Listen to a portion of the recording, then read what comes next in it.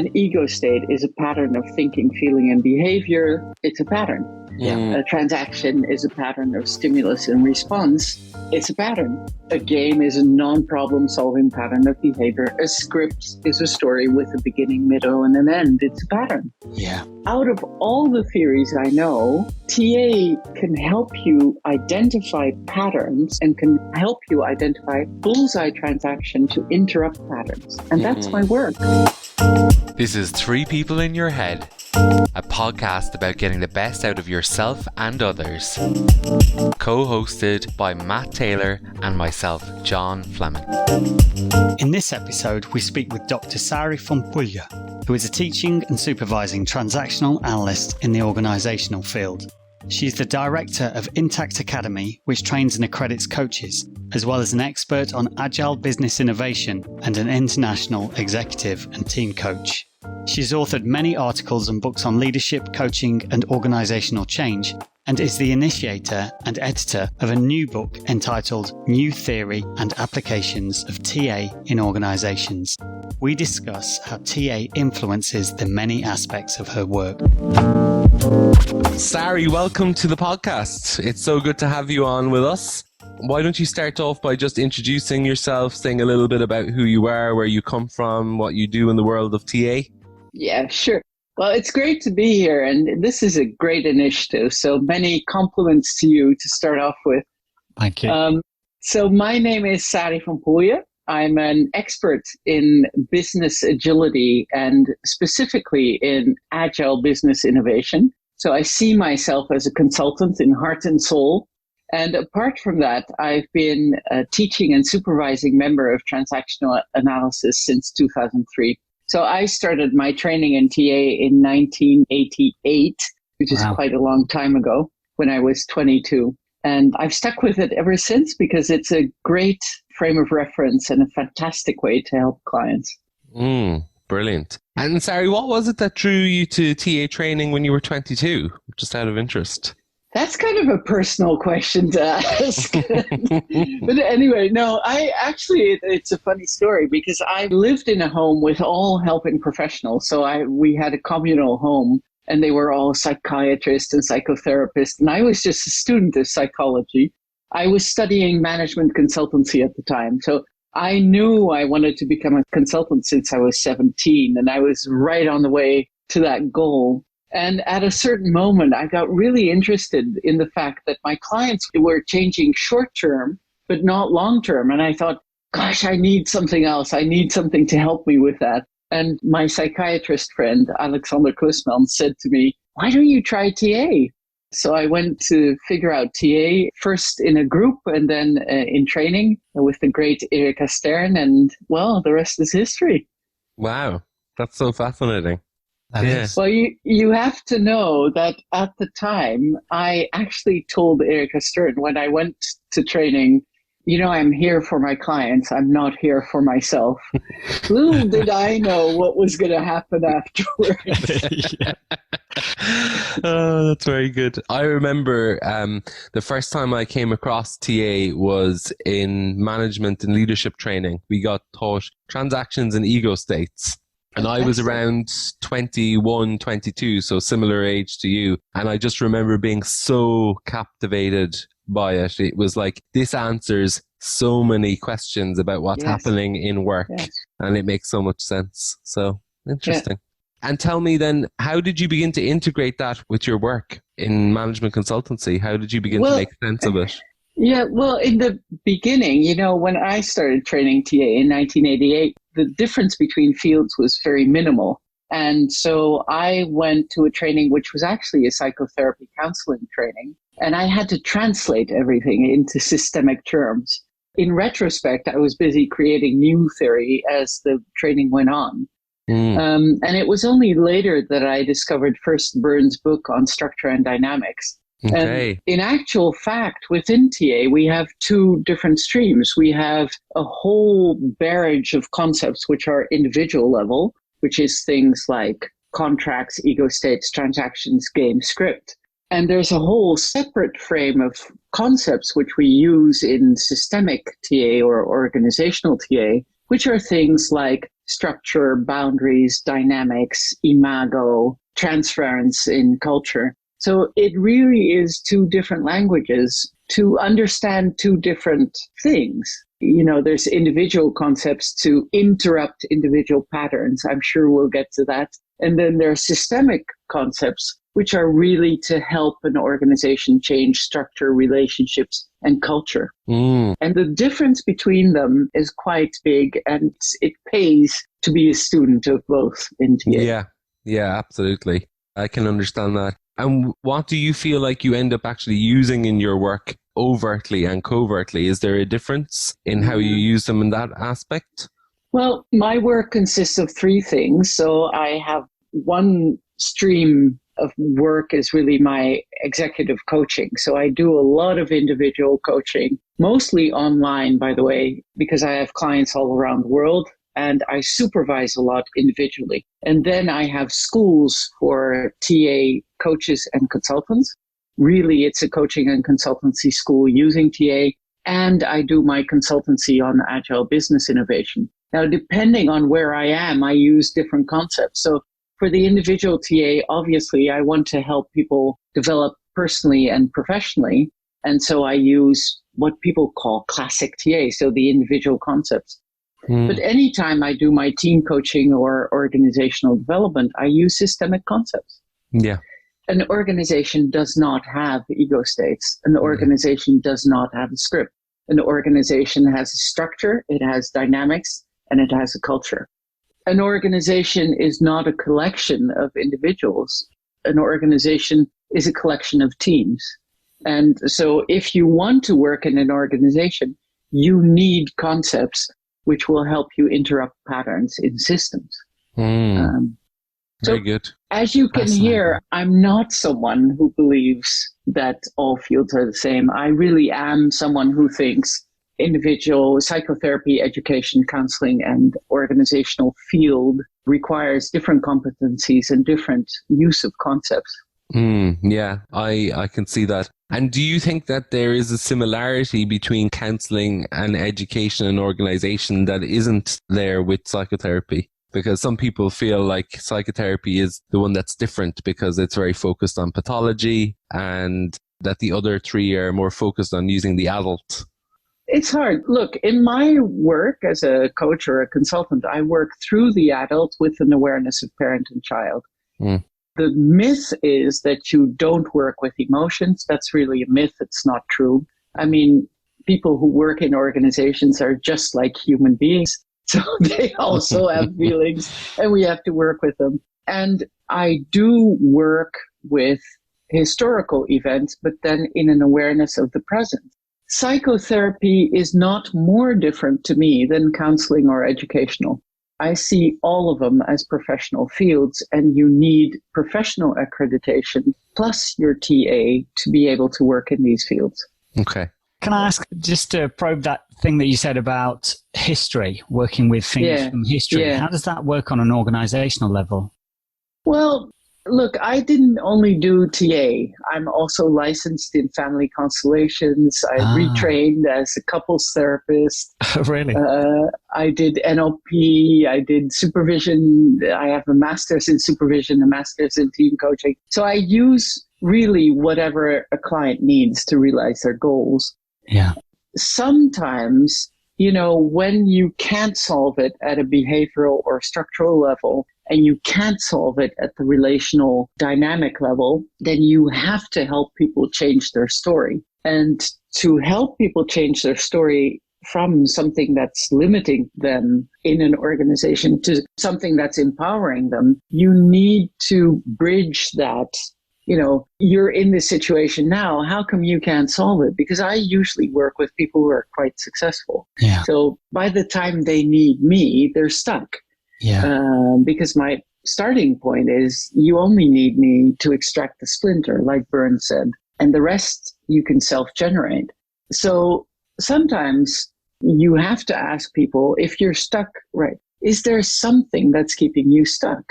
And they can talk about whatever, you know, blah, blah, blah. But they also talk about, well, actually, this is just like family I grew up in. Yeah.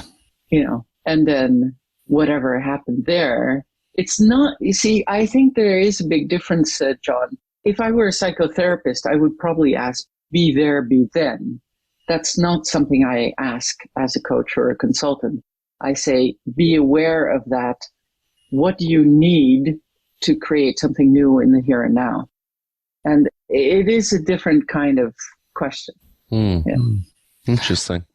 I think one of the things that happens for me and Matt every time we have these discussions, you see, is we're also learning. So sometimes it's like, oh, I haven't heard that perspective before. And it takes sometimes it takes a little bit of time for me to catch up in my head. And I'm like, oh, okay, that's a different viewpoint, and one that I kind of get attached to then about, like, oh, maybe I'm going to change my perspective, or what book should I read next? Maybe I'll change my field. Yeah. Like, that happens all of the time. Oh, yeah. Yeah. Depending on who we're interviewing, I want to do that field. So I noticed you mentioned at the start that you were an agility specialist. Yeah. And I'm wondering how you blend your agile approach with TA, or how they interact with each other. I find that quite fascinating about how they might interact with each other, because obviously they're two very different perspectives on business. Yeah. I'll give you a little bit of context. So I kept getting clients who kept coming back with the same problems, and I was thinking, what's going on? And most of the problems had to do with the fact that they were too slow to get to the market. So time to market is a really essential thing when you do organizational development. And a lot of the agility literature and theory is about agile projects. So it came from IT, Scrumish things. That's not my field. I can do it, but it's not my field. What I'm interested in is, how can you create an agile business? What do you have to change in the structure, the relationships, and the culture to make a business be able to react more quickly to the market? That's my field. So what I do is business innovation. So product innovation I've done. I don't do that anymore. But what I'm fascinated in is, how can I help you innovate the business more quickly than your products? Because often I've got clients who innovate their products really quickly, but then they have a really old-fashioned leadership or a really old-fashioned cooperation style, or they don't involve their clients in their innovations. They've got a great product that they can't sell. And I'm thinking, well, there must be something we can do about this. So since 2013, really, I was doing this kind of work before, but since 2013, I really set up a research program to figure out, how can we create more agile businesses? How can we innovate business? And I've created a model. The book is coming out. It's called Agile Business Innovation. And in that, I describe really the model I created based on my experience, like, how do you innovate the structure and the leadership? How do you integrate innovation and research and development? How do you create new relationships with your clients and the market so that you can be quicker? Because that's the whole point of organizations, time to market and then revenue. So I use TA a lot in that, in the sense that I look at, this is like a mini lesson then, but Byrne talks. Yeah. So he talks about, really, in structure and dynamics, if you break it down completely, it's a really difficult book to read. But if you break it down, he talks about 3 levels that you have to influence. So the first level, you have to look at structure. And in terms of agility, are the boundaries around an organization permeable enough that it can hold the structure, the organization, but at the same time permeable enough to let in new information and new ideas? So this idea of permeability of boundaries in relation to its environment is really important when you look at agility. Does that make sense? Yeah, absolutely. Yeah, so sometimes I work with family business, and they've got great ideas, but they're so enclosed that they're not open to new ideas from the environment. They don't let new people in, and so they're stuck in a certain pattern of doing business. So permeability is one really important thing. The way people lead is really important in agile organizations. So this hierarchical top-down kind of leadership doesn't really work if you want to be quick. And we saw that during Corona. Suddenly, all the rules went out the window, and people created structures that were much more agile. So they created new decision-making procedures. I do that all the time. I've been doing that for 30 years in organizations. to bypass this kind of really hierarchical thinking and to do that based on trust. So that's important. Right. And in the relationship, what we get from TA is how do you create cohesive organization? The more innovative, the more intimacy you need in an organization, because people need to, trust and build on it, like you guys are doing. You have an idea, you put it on the market immediately, you do it and you learn as you go along. Yeah. That requires a certain type of relationship and trust. So I see you guys as an agile organization. And the third level is really the psychodynamic level. What does an agile organization look like? Well, it's one where really the culture is based on what can we do together that we can't do alone. And if you've got that kind of culture where people really understand interdependence, usually they can be more agile. I'm sorry, I can talk about this for days. Yeah, please do. This is fantastic. Yeah. I'm making notes for my business. Really interesting. Yeah. And also, I'm very aware as well, I was listening to another podcast of how in the current climate and tech world, the various iterations of products are going out faster and faster. The space between new models is shortening all the time. And so a sense of agility. It's not always better. So before we had these product life cycles, and now you see this products when the other one isn't mature yet, which is okay. But I think there's also a limit to the amount of innovation we can take. Yes. So, Yeah, no, I find it really interesting because I trained in Lean Six Sigma, and I always felt like there was an element missing, about being able to actually implement this effectively. And I really like what you said about how you need to work at the relational level to build the trust, because something like Agile or Lean will only work where there is a lot of trust in the teams and in the organization. So I can really see now how bringing TA and something like Agile together is so effective. Yes. And how do people respond to this, Sari? How do businesses respond to this way of working? Because I'm sure that they're really up for an agile approach, because this is like a buzzword. I walk into organizations, they're like, oh, we want to become more agile, and we want to introduce agile here and move away from waterfall and all of this sort of stuff, because it's the done thing to do. But how do they react when you talk about trust and intimacy and the need for it to be built, for it to work effectively? Yeah. Well, first off, I think usually I have to deal with the misconceptions about agile. So I've had businesses who say Agile is just a project method, which I think if you want to do that, that's fine, but it doesn't really change your time to market in the end. So I think Scrum is really good for projects, but you need something much more encompassing to be able to make an Agile business. The other myth I usually get is that people think that if we take away levels of leadership, an organization will become more agile. I was working in a huge pharma company, and they just took out 2 levels of mid-management, and they said, okay, we're agile now. And what they were was completely disorganized. So that was really interesting. So the way they react is usually, on the one hand, positive, because they understand that there's a system. Based on all this experience, I created a model of 4 dimensions, 8 factors. And if we follow that roadmap, you will have an agile organization within 18 months. That's pretty much my promise. And it's worked. I've been doing it for a long time. It works.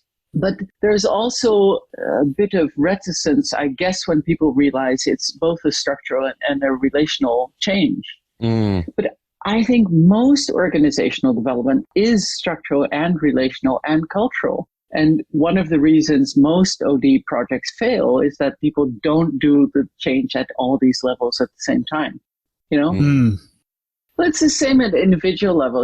I try to make my programs impactful. And that for me, learning means sustainable behavioral change.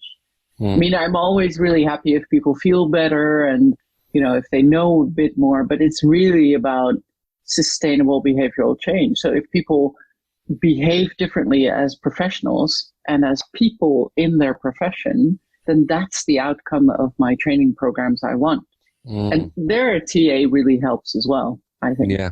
I'm just thinking about how many times I've been involved in projects where they've been ignoring the relational level. And it's a shame because people become resistant to some of the structural change and it doesn't bed in. So I can see how that's really effective. And going on from there then, I suppose, do you actually introduce TA to the organizations? Is it something that's an overt part of your consultancy and training, or is it just something that you're using in the way you work? No, I introduce it explicitly. So much like, Eric Byrne also taught his clients TA because then you have a shared language. And I really support his Byrnean way of working is to strengthen the adult functioning. And to strengthen adult functioning, you need to give your clients the information so that they can become autonomous. So a lot of what I do in larger projects is to, well, I guess you could say I build a structure and processes because we say in Dutch, I don't know if you say that in English, any river without banks becomes a puddle. That's really, so if you do a change, you really have to structure it and make sure that the river can flow, as it were. So the change is structured and has a direction. But I guess at the relational level, what I really try to do in any change is to create communities of cooperation. Because usually when you work in innovation like I do, the innovation is always at the edge. So it's at the edge of disciplines or at the edge between departments. And, sometimes you have innovation when people go really deep in their discipline, but usually it's in this friction between disciplines or departments. And so you have to create a cross-functional cooperation structure. And the other thing I do a lot is I teach. So I just teach people. I teach people contracts. I teach people cooperation. I teach people how to communicate effectively. So transactions in TA terms. So sounds very. I use it explicitly. I was going to say, and it sounds very comprehensive. Yeah, but we're only talking about my consultancy practice, but I'm always a little bit in love with my clients because I don't think you can work with clients if there's not something to love, Yeah. And I usually have a long relationship with people over time, even if my interventions are usually only 6 to 9 months. So, yeah. Yeah. And do you find when you begin working with new clients that they already have an awareness of TA and that they've sought you out because they know that you use TA, or is it something that they haven't heard of before? Because Matt and I are really interested in this whole thing about whether TA is well known or not, and maybe some of the reasons why it's not, because that seems to be the general consensus.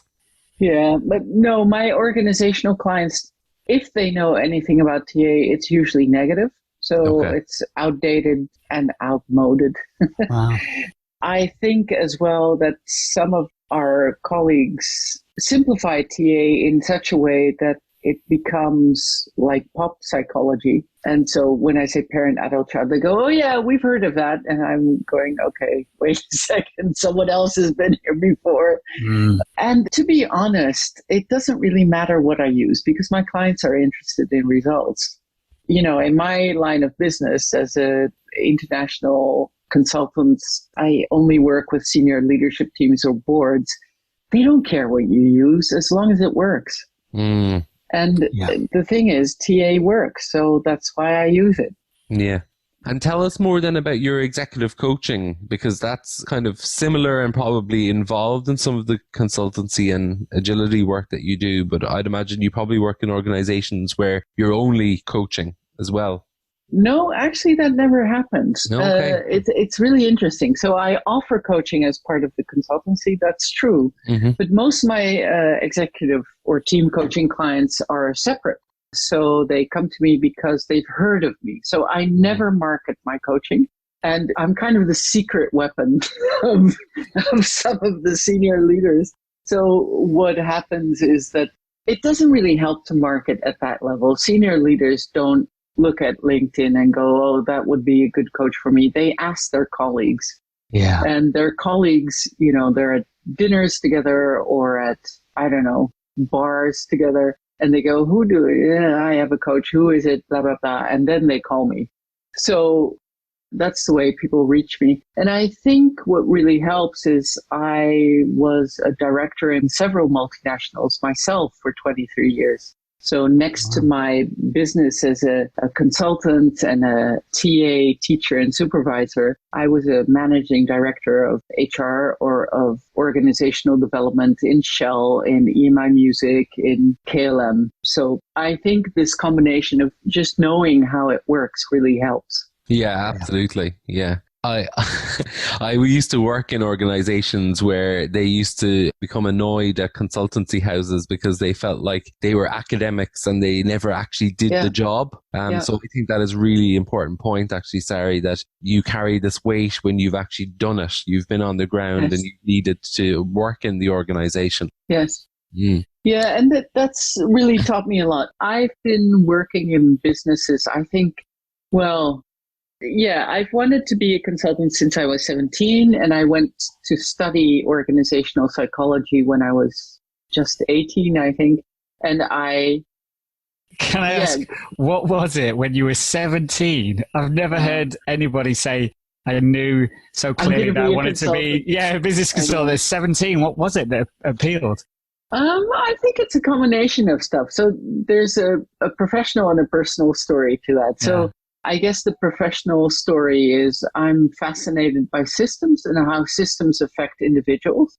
Okay. This whole idea that you have freedom of choice as an individual when you're part of a group, I don't think it's true. So I think it's a myth within TA as well that people are completely autonomous. No. Right. When you're a member of a group, if you want to belong to a group, there's always a part of you that you have to give up. Yeah, give up, maybe not, but give away. And because all of us are part of groups, we're part of our families, we're part of schools, we're part of organizations, I would really challenge this concept of autonomy we have as a concept of independence. It's not true. So I was really fascinated about this. We're all part of a system. We're all part of groups. And how does a group affect you as a person? So that was part of it. Part of it was also, I did a project when I was a student, and I grew up going to American schools. And in American schools, everybody wants to become president. And the easiest way to become a president is to become an owner of your own business. So I thought very early, I'm going to be, the owner of my own business and just take it from there. I didn't know it wasn't possible. So I think that really helps. As an entrepreneur, that's a great thing to have, because if you don't know it's not possible, you just do it. And that's what I did. I think the personal story behind it is my father was an executive at Esso, and he'd come home and he actually every Sunday I'd sit next to him. He was at his big desk and I had a little desk next to him, and he'd explain what he was doing. So from a very, very early age, my dad, who was a human resource director, really explained to me, this is what's going on, this is what I'm doing, I'm going to try this. And, of course, in the language I could understand. But I'm still very grateful for that. So, what a lovely experience. Yes. Fantastic. Yes. One of the things you said earlier that I'm really interested in is you were talking about interrupting patterns in organizations. And I find that really interesting because that, with my history of being a hypnotherapist, a lot of the way I see my work in that realm is interrupting patterns and helping people to establish new ones. So can you tell us a little bit more about that? Yeah, I think it's really the reason I stuck with TA, because in my line of work, I think I have two types of clients. I like simplifying reality. So here we go. So I have two types of clients. I've got clients who are completely in a panic and under distress, so under severe distress. Yeah. And at that moment in time, they have less adult functioning. And what I can offer them is a holding. So that's really people who experience trauma, you need a holding pattern until they've recovered enough adults to do the developmental work they have to do. So part of my clients, very small part, by the way, but there are clients. I just had one today, he's getting fired from his job and he's like this. Yeah. So I offer a holding. Most of my clients are successful people who realize that the way they've always been doing things doesn't work anymore, either because they've changed or because their environment has changed.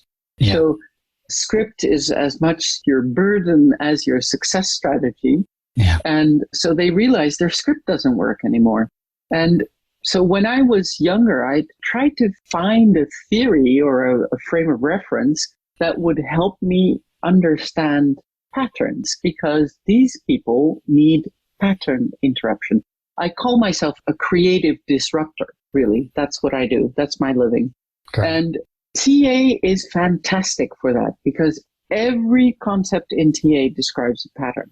If you think about it, an ego state is a pattern of thinking, feeling, and behavior. It's a pattern. Yeah. A transaction is a pattern of stimulus and response. It's a pattern.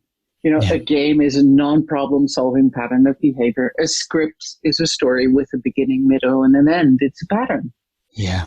Out of all the theories I know, TA can help you identify patterns and can help you identify, like the bullseye transaction, to interrupt patterns. And that's my work. I do that with individuals, but I also do it with groups and organizations. And TA is fantastic for that. Yeah. That's really good. Yeah. You're like a bullseye specialist. Yeah. I love that. Yeah. Well, I have to tell you, I try to be. I've been doing this for 35 years and I'm still learning. In 2003, I did my TSTA exam in Oaxaca in Mexico. And I was lucky enough, I sat at the breakfast table and Muriel James came. Wow. And she sat next to me and we started talking and she said, in a few minutes, a client of mine is coming. And I said, oh, do you want me to leave? She said, no, stay. And I was so privileged because I got to see her work. And Muriel James, I swear, she said 4 words in an hour. And I was going like this. And the client came and he went, ah! And then she went, and then the client went, and she said, and the client went, ah! And then she said, okay. And the client left completely happy. And I was going, an hour, 4 words. What? Wow. I want to learn how to do this. So yes, I'm a bullseye kind of, I go for the 20 minutes, like burned it. But the 4-word thing in an hour, I'm still learning it. That's where I want to be.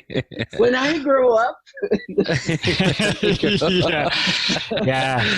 It's wonderful to watch experts like that, isn't it? They're like, it's like art. Yeah. It's like artists, the masters. Yes. They make it look so easy. Yeah. Yes. For the experience. Yeah, that's great. Great story. But we can teach, of course. TA isn't the Bible. TA is a method. It's not even a professional training. I mean, your professional training as a coach, as a consultant, as a psychotherapist, that's your professional training. TA is an added bonus. And the reason we use it is because you can do these bullseye transactions. You can do the 20-minute things. Because if you can recognize patterns, you can find ways to disrupt them in a very clear, easy language that everybody understands. If I explain games in an organization, everyone goes, oh yeah, I know that, because it's so simple. And so you can work at the behavioral level, at the relational, you can work in depth, and TA offers all of that. It's fantastic. I'm just thinking of the parallels between being an agility specialist and wanting to aim for bullseye transactions. And the two things are common value is efficiency, it's about working efficiently. Quick. Yes. Yeah. Quick and to the point. Some of my psychotherapy TA colleagues come into my team coaching training, and of course, within the framework of an organization, you've got 3 to 6 months to get your result, basically. And sometimes I've got my psychotherapy colleagues who are going, yeah, but we just start contracting after 3 months. And I'm going, if I had the luxury to do that, I would be out of a job in the organizational field, you know. But when do you make a contract? Like after an hour? It really is such a different perspective and a way of working, you know, and I really notice it when my colleagues come into my training programs. Fascinating. I wonder if there's something to learn there in the world of therapy in regards to agility. And, well, you know, there are forms of therapy, aren't there, that are really quick, the redecision type therapy. Solution focused. Yeah, I learned redecision from Mary Goulding. I used to go to Jamaica to be trained by her. That was a different kind of training program. We'd work in the morning and then go to the beach in the afternoon. Nice. And then have a little roundup in the evening before the lobster on the beach thing. So, wow. But she really was someone who could do that really quick work because, and as you say, it's a science and an art. You need both the science to recognize the pattern and the art to have the intuition to know where to intervene. Yes, there is some people in TA can really do that really well. Yeah. And I know you mentioned team coaching earlier on. So I was wondering, because we've talked about executive coaching, which is one-to-one, and we've talked about your consultancy, but team coaching is a little bit different again, because I assume you're coaching in a group setting. Yeah. And this is something that you specialize in, or is it an interest of yours? Well, in my institute, Intact Academy, we train people from beginners. So they do basic TA, then they do coaching, and then they do team coaching, leadership and change, supervision, and entrepreneurship. That's kind of the line. Some people stay 1 year, some people stay 7 years. You know, it's kind of like that. After I gave the basic coaching training, I realized that my interest, because of my kind of background, is in team coaching. I find teams fascinating. So the difference for me is that in team coaching, the team is the client. The team as a unit is the client. So the individuals are less important than the team. But a lot of transactional analysts do group coaching. And in group coaching, you have an individual client who happens to be in a group. And there, the individual is more important than the group. Team coaching is really very different. It really is a systemic way of intervening. So I give training programs in that. So I teach people how to look at the patterns in groups. So structure, relationship, psychodynamics, and I help them figure out at what level you have to intervene.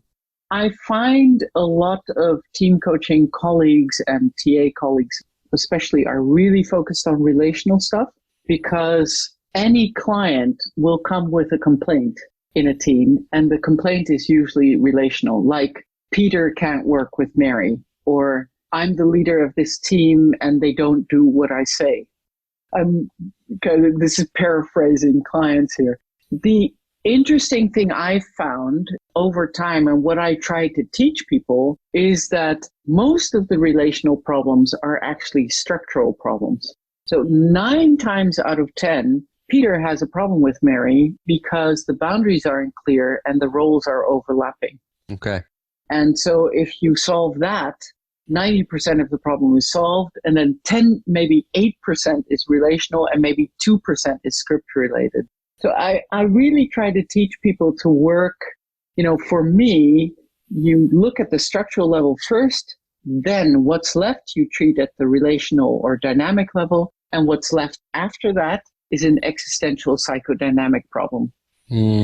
Many colleagues coming from psychotherapy going into teams love that stirring up of the psychodynamic level. And I'm thinking, if you do that without having a clear structure, all the energy you put in will go out again immediately, and you'll probably make the problem worse.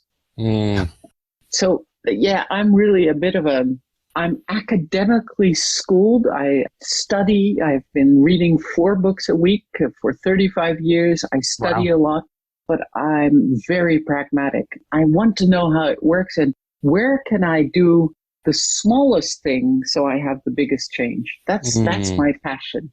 Yeah. Yeah. Interesting. Because I'm thinking about how you said that the team is the client, not the individuals in it. And in my psychotherapy training, I remember a tutor saying that the couple was the client and not the two people in it. And I'm thinking in about couples therapy. how, there is some similarities there, because some people who do couples therapy don't see the couple as the client. They see the two individuals separately, and it is a different approach. Yes.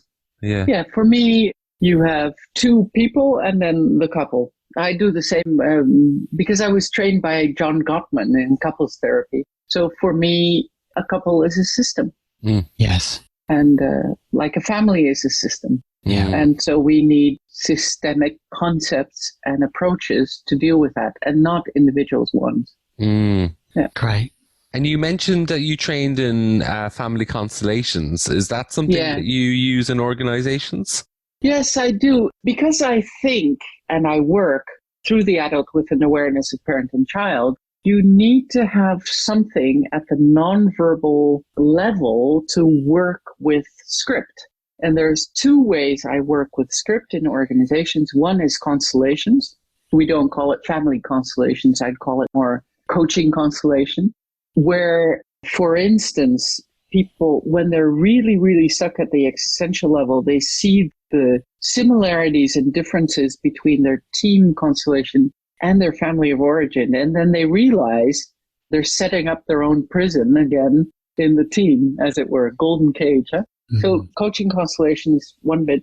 The other thing I'm really, really passionate about is the hero's journey. So the hero's journey, Joseph Campbell's book, A Hero with a Thousand Faces, I use the hero's journey a lot because at the existential level, we tell stories. And the script is not more or less than a story.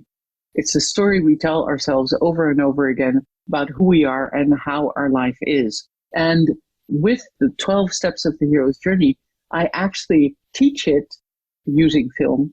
And then I help people walk the hero's journey like a constellation almost. And they can feel, where am I stuck? What's my next step? What would I need for my next step? I use that a lot in leadership development, and also with people who don't necessarily want TA, but who want to understand how stories work. You know, sometimes people ask me, what's your professional literature? I say children's books, because in children's books, you know, you've got good and evil, and you've got enemies and friends and allies. And that's kind of the level at which we construct the life script. So, yeah. Wow. I love that. Very simple. I love stories. Yeah. Yeah. And it's like the map is not reality. The story isn't reality either. So if we can help people make the distinction between the story they tell and who they are, then you can already help a client. Yeah, to rewrite that. My experience is really that I remember I had a client, and the client came to me, an executive coaching client, and she said, I just got a new boss. She's a woman and I can't work with her. This was like the first day that she had this new boss. And I said, why can't you work with her? Well, she's a woman. And this was a woman. And my client was a woman. And I said, but why can't you work with her? And she said, well, it's a woman. So this story went on and on. And finally she said, I can't work with a woman because my mother hates me. This is where you see this, you know, where the social level, the behavioral level kind of crosses over into the relational and the existential level. Yeah. And I said, why do you think your mother hates you? And she said, well, it's really simple. I got married at 35 and my mother didn't come to my wedding. So I know my mother hates me. And I went, well, is there an earlier moment at which you saw this? And she said, yeah, well, I was 24. I graduated from university and my mother didn't come. So I know she hates me. I went back in time and time and time and time. And finally, I said to her, what's your earliest memory? And she said, well, I was 6 or 7 and she was Spanish and I had communion. And that's a big deal in Spain. So white dress, lacquer shoes, you know, all dressed up, pretty little girl. And I said, what happened? And she said, well, I went to my mother's room and I said, Mama, look at me. I'm beautiful. And my mother turned around. She was in front of her dressing table. She turned around and she said, "No, look at me. I'm beautiful." And I knew then my mother hates me. And I said, "You're 49 now. If you think about the context, what was happening in your family at the time?"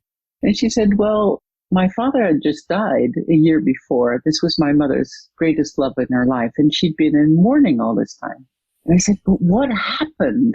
What happened at the communion?" And she said, I could really see this light bulb go off in her head. She said, "Before the communion, we went to practice in the church, and there was another little girl, and the other little girl had a father, and his wife had just died, and my mother and that father met." I could really hear her say that. And my mother, I could see she really liked him. And I said, "So what do you think your mother meant when she turned around?" And she said, "Gosh, when I look back now, I realized my mother was really nervous to meet this man again in church because he was going to be there too. And what she was trying to do is create, like, we're women together." And she was really nervous. And I said, "So how do you feel now about, your mother?" And she was crying. And she said, "I have so much more compassion for her." And I said, "So what does that mean for your position at work now?" And she said, "I'm going to ask my new boss who she is and where she comes from." And I feel so privileged to be able to do this work. I get so touched by the clients I get to work with and the businesses I get to help with this. I really feel blessed. What a great story. Yeah. I'll never forget it. Yeah. It's such a lesson in how people can present themselves at the behavioral level and then adapt their relationships to that. And then really what's going on is their story. So if we can help people change their stories, reality changes for them. And that's wonderful. That was a great example of an interruption. Wonderful. And that is probably the power of TA, really, isn't it? Because I'm thinking about how she could have met a different coach or a different consultant or a HR person or a mentor who wouldn't be able to see the pattern and would work at a very behavioral level and might say, "Well, why don't you try and get along with her?" This really kind of here and now behavioral stuff. And it wouldn't have had the same impact because there was a real shift. I could feel it even when you were retelling the story. I could feel the shift again. Yes. Yeah. I think many of the students that come to my academy, they're usually experienced. So they've had work experience, but they've also done other training before. And what I tell them is that TA is like, it gives such a comprehensive and deep understanding, not only of individuals, but also of groups. And what is the one thing we have to do to help people change? They have to do it. We can lead them to the door, but they have to go through it. But this idea that we can observe, we can interpret, we can conceptualize with TA to understand the pattern. And then the question is, what is the smallest thing we can do to interrupt the pattern? And that's such beautiful work. Right. And that really debunks this myth that it's simplistic or pop psychology. Yeah. Yes. Yeah. And what do you think that we should or need to be doing in the TA community to further debunk these myths and to really help organizations, teams, individuals, schools, universities see the value in TA and understand how to access training or how to find practitioners? Because like I was saying earlier, some of the general consensus from some of the people we've talked to so far, and definitely me and Matt's feeling going into doing this project and putting the podcast out there, was to tackle that issue that TA isn't as well known as it maybe deserves to be. What I think three things. One is, I think you can only do marketing for TA when we do that as a cooperative project in our community. So at the moment, a lot of people are marketing for their schools, but they're not actually marketing TA. And I think that's something that we, certainly as TSTAs and PTSTAs, should take on ourselves to work together to do that. Or like you guys are doing. It's so important to market, to tell success stories, to publish, to speak at conferences that are not TA conferences, that are coaching conferences, consultancy conferences. That's where I speak. The other thing is that really need to be rigorous about standards. So what we're doing at the moment is that we're accrediting individuals to use TA. But honestly, I think we should shift towards a system where we don't only accredit individuals, but also the schools, because it's the schools in the end that teach people TA. And at the moment, if I'm accredited as an individual, I could do anything in my school. And I'm a member of ICF and of EMCC. So ICF is the International Coaching Federation. They accredit people and the training program. And I think we need to go to a system that does that. And the other thing, in Holland, I set up the TA magazine. So my plan was, we had an association newsletter, and they asked me to be the chief editor. And I said, if I'm chief editor, it's going to become a commercial venture. So it's going to be big and it's going to be glossy. People kind of went, uh-huh.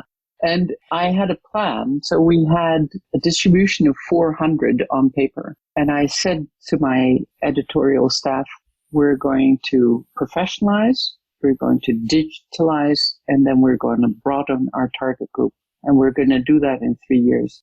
Within a year, we had gone from a circulation of 400 to a circulation of 50,000. Wow. There is not a TA magazine in the world that has reached that circulation. And we did it here. And we did that by professionalizing the processes of the magazine, but also teaching people how to write. Because that's the other thing. People can speak, but they can't always write. So we really coached them to do it. And then we digitalized everything. That's the other thing. In the TA world, we don't embrace new technology enough. And we should. It helps us. And then I sold it to a formal publisher, and he's distributing it to 50,000 people. Oh. And so that's what we need to do. To do that, we need more business brain power in our associations and our institutes, to be honest. Mm-hmm. Yeah. Yes. Agreed. Yeah, and you guys could be a motor for that, and I really salute you for that, because that's really helping. Yeah, I totally agree when it comes to the opportunity that we have with the digital world to touch so many so easily, really. Yes. Yeah. Yes. Yeah, right. And also to do it together instead of alone. So, for instance, now I've set up a digital TA program, a basic program and advanced, digitally with 10 colleagues, so we can learn from each other and do it together. We talk a lot about cooperation in TA. We don't actually do it a lot. We'll only win this, what you're trying to reach, if we work together. That's it. Absolutely. Fantastic. Well, thank you so much for coming on the podcast, Sari. It's been an absolute pleasure. We know. It's wonderful. Really great. So I presume there's a website or email address that people can look you up or contact you on? People can find out all about programs on www.intactacademy.com. They can look up Team Agility, so everything about the agile business innovation, on www.teamagility.com, or they can contact me directly through www.sarivanpooja.com. I'd be really happy to hear from you. Okay. Thanks Lovely a lot to for meet your time, you. guys. Yeah, take care. Really appreciate it. Bye. Bye-bye. Bye. As always, if you found anything in today's episode interesting, please feel free to reach out. If you would like some more information on TA, or you'd like to see some TA resources, then head over to our website, transactionalanalysispodcast.com. You can also connect with us on all major platforms such as Facebook, Instagram, Twitter and LinkedIn. You can also email us at 3peopleinyourhead@gmail.com using the number 3 rather than the word. And if you haven't already, please follow us on Apple Podcasts and Spotify, and we would be really grateful if you could leave us a review. Thanks for listening.